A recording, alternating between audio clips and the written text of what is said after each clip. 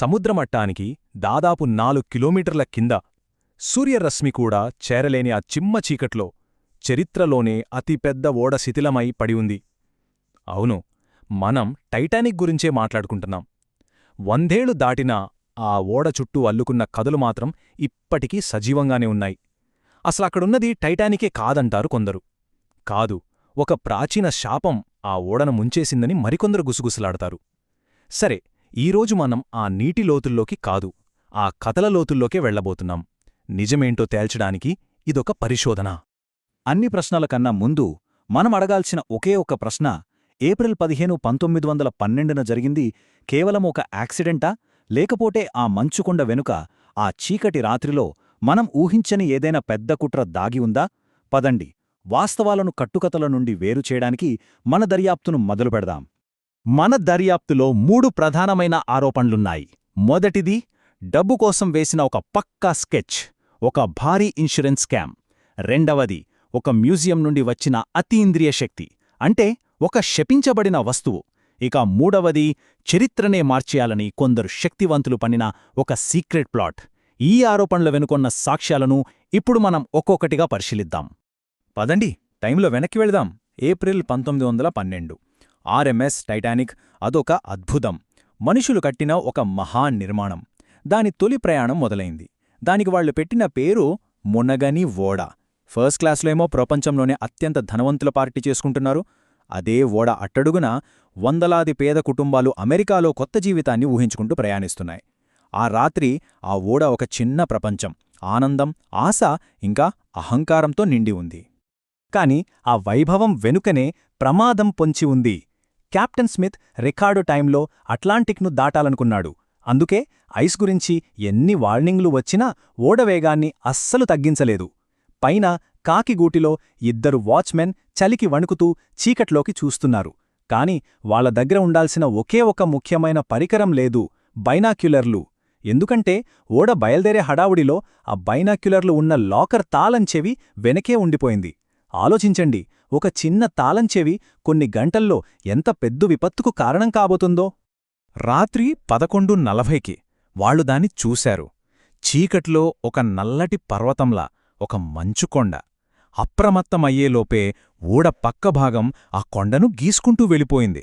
మనం సినిమాల్లో చూసినట్టు ఊడకు పెద్ద కన్నం పడలేదు. నిజానికి ఆ తాకిడి వల్ల ఊడ నిర్మాణంలో వాడిన ఇనుప రివెట్లు, అంటే మేకులు, పెలుసుగా ఊడిపోయాయి. ప్లేట్ల మధ్య చిన్న చిన్న పగుళ్లేర్పడి సముద్రంలోని ఐస్లాంటి నీళ్లు 6 కంపార్ట్మెంట్లలోకి రావడం మొదలైంది. ఓడ డిజైనర్ థామస్ ఆండ్రూస్ మొత్తం చూసి కెప్టెన్కు ఒక భయంకరమైన నిజాన్ని చెప్పాడు. మునగని ఓడకు బతకటానికి కేవలం 1.5 నుండి 2 గంటల సమయం మాత్రమే ఉంది. అంతే. ఆ క్షణం నుండి ఓడలోని ప్రతి ఒక్కరి తలరాత మారిపోయింది. 3 గంటలు కూడా గడవకముందే ఆ అద్భుతమైన ఓడ రెండుగా విరిగి అట్లాంటిక్ చీకటి లోతుల్లోకి జారిపోయింది. 1500 మందికి పైగా ప్రాణాలు ఆ గడ్డకట్టే నీటిలో కలిసిపోయాయి. ఎంత పెద్ద విషాదం జరిగినప్పుడు కొన్ని పొరపాట్లు జరిగాయని చెప్తే ఎవ్వరూ ఒప్పుకోరు. కేవలం కొన్ని తప్పుల వల్లే ఇంతమంది చనిపోయారా అనే ప్రశ్న వాళ్లను వెంటాడుతుంది. ఈ అసంతృప్తి నుంచే కుట్ర సిద్ధాంతాలు పుడతాయి. సరే, మనం మొదటి కేస్ ఫైల్ చూద్దాం. ఇదొక పెద్ద ఇన్సూరెన్స్ స్కామ్ చుట్టూ అల్లిన కథ. వింటుంటే అచ్చమొక క్రైమ్ థ్రిల్లర్ సినిమా చూస్తున్నట్లే ఉంటుంది. ఈ కుట్ర కథలో సెంటర్ పాయింట్స్ 2 ఓడలు: ఆర్ఎంఎస్ ఒలింపిక్, ఆర్ఎంఎస్ టైటానిక్. రెండూ చూట్టానికి కవలల్లా ఉంటాయి, సోదర నౌకలు. ఒలింపిక్ యార్డ్ నంబర్ 400, టైటానిక్ కంటే కొంచెం పాతది. టైటానిక్ యార్డ్ నంబర్ 401, కొత్తది, ఇంకా చాలా లగ్జూరియస్గా ఉంటుంది. ఈ నంబర్లు గుర్తుపెట్టుకోండి, ఇవి చాలా ముఖ్యం. ఎందుకంటే ఈ థియోరీ ప్రకారం మనం ఇప్పటిదాకా విన్న కథంతా ఒక అబద్ధం.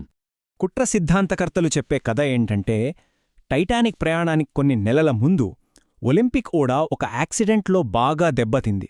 రిపేర్ ఖర్చులు చాలా ఎక్కువ. ఇన్సూరెన్స్ కంపెనీ డబ్బులివ్వనంది. అప్పుడు ఓడ యజమానులకు ఒక దుర్మార్గపు ఆలోచన వచ్చింది. వాళ్లు 2 ఓడల పేర్లని రహస్యంగా మార్చేశారు. దెబ్బతిన్న ఒలింపిక్కు టైటానిక్ అని పేరు పెట్టారు. కొత్త టైటానిక్ను ఒలింపిక్గా మార్చారు. వాళ్ల ప్లాన్ ఏంటంటే, పాత దెబ్బతిన్న ఓడను కావాలనే సముద్రంలో ముంచేసి కొత్త ఓడకు రావాల్సిన భారీ ఇన్సూరెన్స్ డబ్బును కొట్టేయాలని. వినడానికి ఒక పర్ఫెక్ట్ క్రైమ్ ప్లాన్లా ఉంది కదా. పాత ఓడ పోతుంది, కొత్త ఓడకు ఇన్సూరెన్స్ డబ్బులొస్తాయి. కానీ ఇక్కడే ఒక సమస్యుంది. నిజానికి చాలా సమస్యలున్నాయి. ఈ కథనం సాక్ష్యాల ముందు నిలబడుతుందా? పదండి, ఇన్వెస్టిగేట్ చేద్దాం. 1985లో రాబర్ట్ బల్లార్డ్ టీం టైటానిక్ శిథిలాలను కనుగొన్నప్పుడు ఈ కుట్ర సిద్ధాంతంపై దర్యాప్తుకు ఒక పెద్ద అవకాశం దొరికింది. సముద్ర గర్భం నుండి బయటకు తీసిన ప్రతి వస్తువును వాళ్లు క్షుణ్ణంగా పరిశీలించారు. ఓడ ప్రొపెల్లర్ మీద, ఇంజిన్ భాగాల మీద వాళ్లకొక నంబర్ స్పష్టంగా కనిపించింది. 401. గుర్తుందా? మనం ముందే చెప్పుకున్నాం. 401 అనేది టైటానిక్ యొక్క అధికారిక నిర్మాణ సంఖ్య. ఒకవేళ ఆ ఓడ ఒలింపిక్ అయితే ఆ నంబర్ 400 అయి ఉండాలి. కాని దొరికిన ప్రతిచోటా 401 అనే ఉంది. ఇది తిరుగులేని సాక్ష్యం. ఇక లాజిక్ గురించి మాట్లాడుకుందాం. ఒకవేళ ఈ కుట్ర డబ్బు కోసమైతే ఇది అట్టర్ ఫ్లాప్ ప్లాన్. ఎందుకంటే టైటానిక్ నిర్మాణానికి $7.5 మిలియన్ ఖర్చయితే ఇన్సూరెన్స్ చేసింది కేవలం $5 మిలియన్. అంటే ఓడ మునిగితే వాళ్లకు లాభం కాదు, ఏకంగా $2.5 మిలియన్ నష్టం వస్తుంది. అంతకంగా ముఖ్యంగా 2 అంత పెద్ద ఓడల్ని మార్చటం అసాధ్యం. వేలాది మంది కార్మికుల కళ్ళుగప్పి పరిచేయడం, 100 ఏళ్లపాటు ఒక్కరంటే ఒక్కరు కూడా ఈ రహస్యాన్ని బయటపెట్టకపోవడం నమ్మేలా ఉందా? కాబట్టి కేస్ ఫైల్ 1 క్లోజ్డ్. సముద్ర గర్భంలో ఉన్నది ఖచ్చితంగా టైటానికే.